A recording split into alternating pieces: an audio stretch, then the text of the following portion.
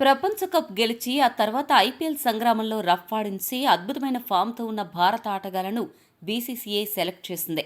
దీంతో ఐర్లాండ్ గడ్డపై అడుగుపెట్టిన టీమిండియాను చూసి ఈ సిరీస్ మనకు కేవలం ప్రాక్టీస్ మ్యాచ్ల్లాంటివే అని సగటు భారత అభిమాని అనుకున్నాడు.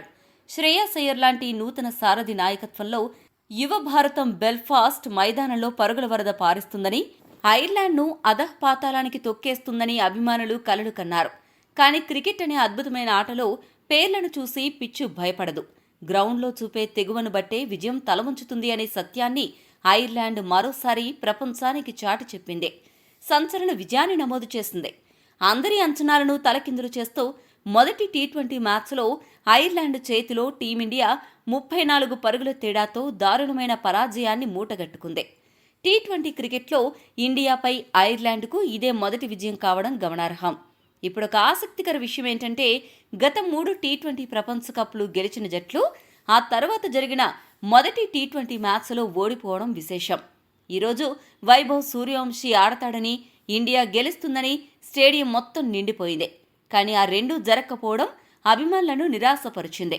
అయ్యర్ కెప్టెన్సీలో మొదటి మ్యాచ్లోనే ఐర్లాండ్ చేతిలో ఇండియా ఓడిపోవడం కాస్త బ్యాడ్ న్యూస్ అని చెప్పాలి.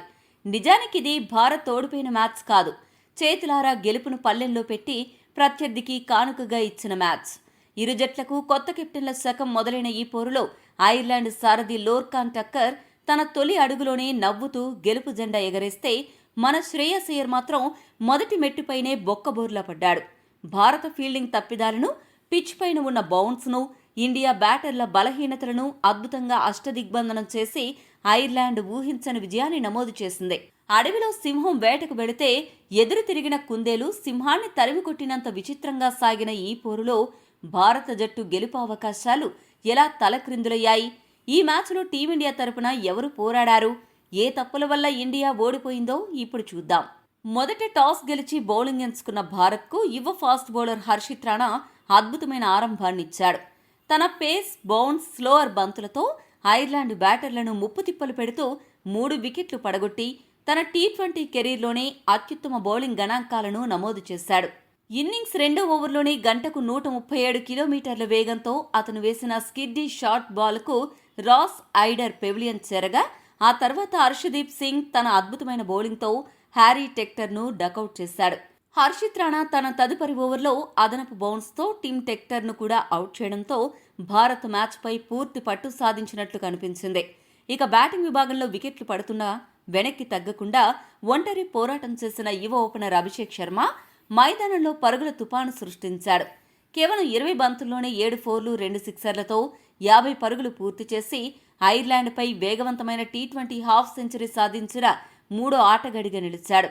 ఈ క్రమంలోనే అంతర్జాతీయ టీ20లలో 20 లేదా అంతకంటే తక్కువ బంతుల్లో 5వ అర్ధశతకం సాధించి ప్రపంచ క్రికెట్లో మరే ఇతర బ్యాటర్కు సాధ్యం కాని అరుదైన రికార్డును తన పేరిట లిఖించుకున్నాడు.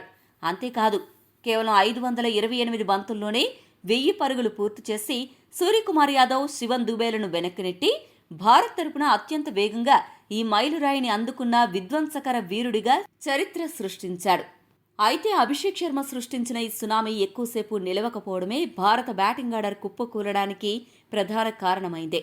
నూతన కెప్టెన్ శ్రేయస్ అయ్యర్ నాయకత్వంలో బరిలోకి దిగిన భారత టాప్ ఆర్డర్ తీవ్రంగా నిరాశపరిచింది. లక్ష్య ఛేదనలో సంజు శాంసన్ ఐర్లాండ్ అరంగేట్ర బౌలర్ వేసిన తొలి బంతికే క్లీన్ బౌల్డ్ అయ్యి అభిమానుల ఆశలపై నీళ్లు చల్లాడు. ఆ తర్వాత వచ్చిన ఇషాన్ కిషన్ కేవలం 1 పరుగుకే కెప్టెన్ శ్రేయస్ అయ్యర్ 3 పరుగులకే అవుట్ అవ్వడంతో భారత బ్యాటింగ్ ఆర్డర్ పూర్తిగా పడకేసింది. ఒకవైపు అభిషేక్ శర్మ సిక్సర్లతో విరుచుకుపడుతున్న 8వ ఓవర్లో అతను అవుట్ అయిన తర్వాత మ్యాచ్ పూర్తిగా ఐర్లాండ్ వైపు మలుపు తిరిగింది. మిడిల్ ఆర్డర్ బ్యాటర్స్లో ఎవరూ కూడా క్రీజులో నిలదొక్కునే ప్రయత్నం చేయలేదు. కుదురుకున్నట్లే కనిపించిన తిలక్ వర్మ 19 పరుగుల వద్ద అనవసరంగా రివర్స్ స్వీప్ షాట్ ఆడి వికెట్ పారేసుకోగా, వాషింగ్టన్ సుందర్ షార్ట్ బాల్ను అంచనా వేయలేక 9 పరుగులకే క్యాచ్ అవుట్ అయ్యాడు. 2 భారీ సిక్సర్లు బాది ఆశలు రేపిన శివన్ దుబే 25 పరుగుల వద్ద రిటర్న్ క్యాచ్ ఇచ్చి వెనుదిరిగ్గా, అక్షర్ పటేల్ 15 పరుగులకే అవుట్ అవ్వడంతో భారత బ్యాటింగ్ దౌర్బల్యం పూర్తిగా బయటపడింది. చేతిలో వికెట్లు ఉంచుకుని మ్యాచ్ను ముగించాల్సిన చోట బాధ్యతారహితమైన షాట్ సెలెక్షన్తో భారత బ్యాటర్లు ఒకరి తర్వాత ఒకరు పెవిలియన్కు క్యూ కట్టారు. భారత జట్టు కేవలం బ్యాటింగ్లోనే కాదు, బౌలింగ్ మరియు ఫీల్డింగ్ విభాగాల్లోనూ ఘోరమైన తప్పిదాలు చేసి ఓటమిని కొని తెచ్చుకుంది. మ్యాచ్ ఆరంభంలో ఐర్లాండ్ను తక్కువ పరుగులకే కట్టడి చేసే అవకాశం ఉన్నా మన ఫీల్డర్లు చేసిన సులభమైన తప్పులు ప్రత్యర్థికి వరంగా మారాయి. 11 ఓవర్లో గారెత్ డెలానీ ఇచ్చిన అత్యంత సులభమైన క్యాచ్ను లాంగ్ ఆఫ్లో ఉన్న అభిషేక్ శర్మ చేతులారా జారవిడిచాడు. అతడేమో ఈ మ్యాచ్లో 49 పరుగులు చేశాడు. అంతకుముందు 3వ ఓవర్లోనే టిమ్ టెక్టర్ కొట్టిన బంతిని శివన్ దుబే క్యాచ్ పట్టలేకపోవడమే కాకుండా అది బౌండరీ లైన్ దాటి 4 వెళ్లేలా చేశాడు. వాషింగ్టన్ సుందర్ కూడా ఒక కష్టమైన క్యాచ్ను డైవ్ చేసి అందుకోలేకపోయాడు. ఇక బౌలింగ్ విషయానికొస్తే ప్రసిద్ధ కృష్ణ ఈ మ్యాచ్లో అత్యంత పేలవమైన ప్రదర్శనతో విఫలమయ్యాడు. 4 ఓవర్లలో ఒక్క వికెట్ కూడా తీయకుండా ఏకంగా 57 పరుగులు సమర్పించుకున్నాడు. ముఖ్యంగా 17వ ఓవర్లో యార్కర్లు వేయడంలో పూర్తిగా విఫలమై బంతులను బ్యాటర్లకు అనుకూలంగా వేసి ఏకంగా 27 పరుగులు ఇచ్చుకున్నాడు. అంతర్జాతీయ టీ20లలో ఐర్లాండ్పై ఒక భారత బౌలర్కు ఇదే అత్యంత ఖరీదైన ఓవర్గా రికార్డుకెక్కింది. అలా ప్రసిద్ధ కృష్ణ ఘోరమైన రికార్డును మూటగట్టుకున్నాడు. ప్రసిద్ధ్ తన గత 2 మ్యాచ్ల్లో కలిపి 125 పరుగులు సమర్పించుకుని అంతర్జాతీయ టీ20లలో వరుసగా 2 మ్యాచ్ల్లో అత్యధిక పరుగులు ఇచ్చిన బౌలర్గా ప్రసిద్ధ కృష్ణ ఒక చెత్త రికార్డును తన ఖాతాలో వేసుకున్నాడు. వాషింగ్టన్ సుందర్ సైతం తాను వేసిన ఒకే ఓవర్లో 19 పరుగులు ఇవ్వడంతో భారత బౌలింగ్ పూర్తిగా లై తప్పింది. అదే ఐర్లాండ్కు వరంగా ఇండియాకు శాపంగా మారింది. మరోవైపు ఒక దశలో 51 పరుగులకే 4 వికెట్లు కోల్పోయి పీకల్లోతు కష్టాల్లో పడిన ఐర్లాండ్ జట్టు అద్భుతంగా పునరాగమనం చేయడానికి వారి బ్యాటర్ల అచంచలమైన పోరాటమే కారణం. ఐర్లాండ్ కొత్త కెప్టెన్ లోర్కాన్ టక్కర్ బాధ్యతాయుతంగా ఆడుతూ 36 బంతుల్లో 50 పరుగులు సాధించి కెప్టెన్గా తన తొలి మ్యాచ్లోనే అర్ధశతకంతో జట్టును ఆదుకున్నాడు.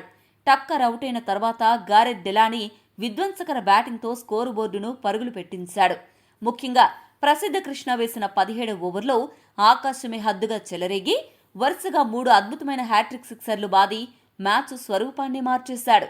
కేవలం 32 బంతుల్లోనే 3 ఫోర్లు 3 సిక్సర్లతో 49 పరుగులు చేసి ఐర్లాండ్ భారీ స్కోరు సాధించడానికి బలమైన పునాది వేశాడు. చివర్లో జార్జ్ డాక్రెల్ కేవలం 10 బంతుల్లోనే 19 పరుగులు చేసి మెరుపులు మెరిపించడంతో ఒక దశలో 100 పరుగులు దాటడం కష్టమనుకున్న ఐర్లాండ్ జట్టు నిర్ణీత 20 ఓవర్లలో 9 వికెట్ల నష్టానికి 182 పరుగుల భారీ స్కోరును నమోదు చేయగలిగింది. ఒత్తిడిని అధిగమించి ఐర్లాండ్ బ్యాటర్లు చూపిన తెగువ వారిని విజయ తీరాలకు చేర్చింది. ఐర్లాండ్ సాధించిన ఈ చారిత్రాత్మక విజయం వెనుక వారి బౌలర్ల పక్కా మాస్టర్ ప్లాన్ మరియు మేనేజ్మెంట్ రచించిన వ్యూహాలు అద్భుతంగా పనిచేశాయి. ప్రపంచ స్థాయి భారత బ్యాటింగ్ లైనప్ను అడ్డుకోవడానికి ఐర్లాండ్ 2 అరంగేట్ర బౌలర్లను రంగంలోకి దించి పెద్ద సాహసమే చేసింది. కానీ ఆ అరంగేట్ర బౌలర్లు జై ముంద్రా, మాథ్యూ హొల్లార్డ్ తమ అద్భుతమైన మాయాజాలంతో భారత బ్యాటర్లను ముప్పుతిప్పలు పెట్టారు.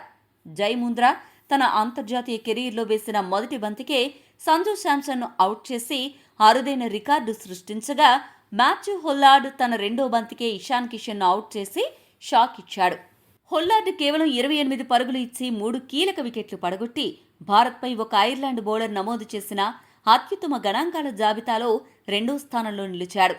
బెల్ఫాస్ట్ పిచ్పై ఉన్న అదనపు బౌన్స్ను తెలివిగా వాడుకుంటూ వారు వేసిన షార్ట్ బాల్స్, కట్టర్స్ వ్యూహం భారత బ్యాటర్ల దౌర్బల్యాన్ని పూర్తిగా దెబ్బతీసింది. మిడిల్ ఓవర్లలో ఫీల్డర్లను బౌండరీ లైన్ వద్ద మోహరించి భారత బ్యాటర్లను భారీ షాట్లకు ప్రయత్నించేలా ఉచ్చు బిగించి వికెట్లు రాబట్టిన ఐర్లాండ్ వ్యూహాత్మక చతురత నిజంగా ప్రశంసనీయం.